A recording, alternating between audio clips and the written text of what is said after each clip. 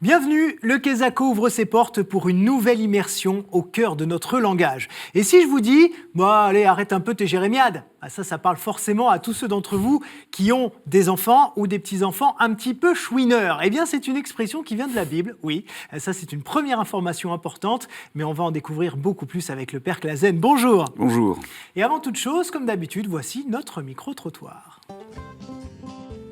C'est jérémiade, mais c'est pas une expression pour dire justement c'est autre chose que des mensonges, mais des refus, des contre. Du coup, des personnes qui sont dans le péché peut-être. T'es pas tes foutaises, mais t'es, je sais pas, t'es... ouais, je dirais arrête de me raconter des salades, un truc comme ça.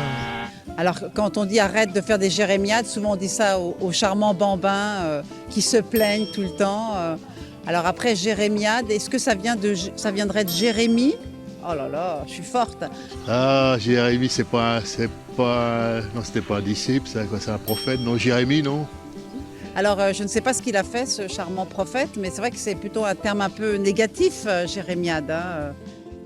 Eh ben voilà, qui a dit que les gens n'avaient plus de culture chrétienne ? C'est bien Jérémie, bravo à tous. Alors on y va, Père Clasen, peut-être d'ailleurs en découvrant qui était Jérémie.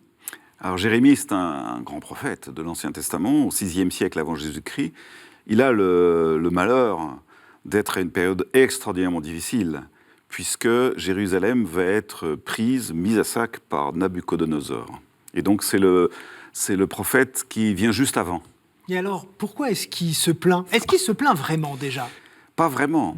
Il plaint le peuple, c'est-à-dire il est vraiment plein de compassion pour le peuple. On sort d'une réforme extraordinaire, la réforme de Josias, et son fils, Joachim, le roi, est extraordinairement décevant.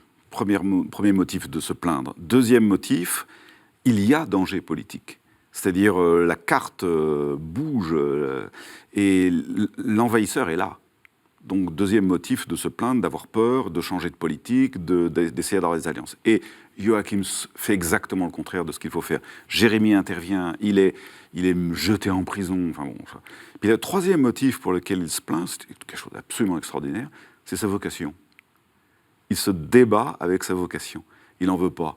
Ou plus exactement, il dit, c'est un feu dévorant en moi, et il prie Dieu de la retirer. Et sa vocation le tient, quoi. Et alors, qu'est-ce qu'il dit précisément aux Juifs, justement ? Il les prévient un petit peu, en fait. Alors, il les prévient du malheur qui va venir, mais il les prévient surtout que le pire des maux, c'est celui d'avoir oublié la grande réforme qui a précédé et où il y avait un regain de foi, de pratiques religieuses et de conformité à la loi de Dieu, telle qu'elle était enseignée par les prophètes. Et ça, il se plaint d'abord de ça, et il dit que c'est d'abord ça, le malheur. Ouais.